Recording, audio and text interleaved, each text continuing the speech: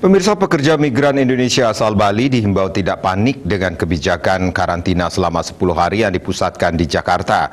Sejauh ini, Kesatuan Pelaut Indonesia KPI Cabang Bali telah mengusulkan agar karantina 10 hari bisa dilakukan di Bali, khususnya bagi para PMI asal Bali.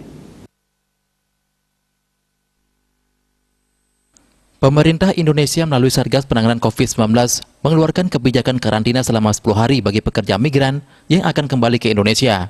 Tempat karantina selama 10 hari ini dipusatkan di Jakarta. Ketua Kesatuan Pelaut Indonesia Cabang Bali, Idewo Putut Susilo, mengimbau kepada para pelaut Bali untuk tidak panik. Pihaknya juga sedang berusaha untuk mengusulkan agar karantina bisa dilakukan di Bali bagi para pelaut asal Bali. Namun demikian perlu disadari bahwa setiap kebijakan yang dikeluarkan pemerintah sudah melalui beberapa pertimbangan. Pihaknya berharap usulan KPI Cabang Bali ini bisa segera direalisasikan.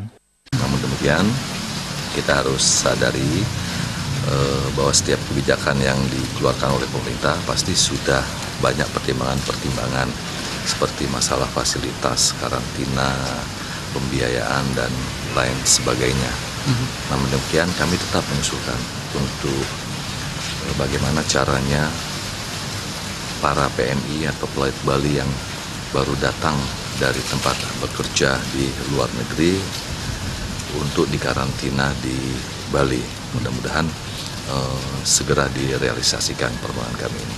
Ya, bagi para PMI dari Bali, khususnya para pelaut Bali, mohon bersabar dan tetap ikuti protap kesehatan yang diberlakukan di negara Indonesia tercinta ini.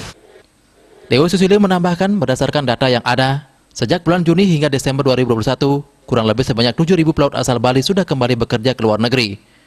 Namun dari jumlah tersebut, beberapa di antaranya sudah kembali ke Indonesia dikarenakan kontrak dipersingkat 4-6 bulan. Seperti diketahui bersama, saat ini kasus varian baru Omicron sudah ditemukan di Indonesia. Masyarakat diimbau agar tidak panik dan tetap disiplin menjalankan protokol kesehatan secara ketat. Andika, Bali TV.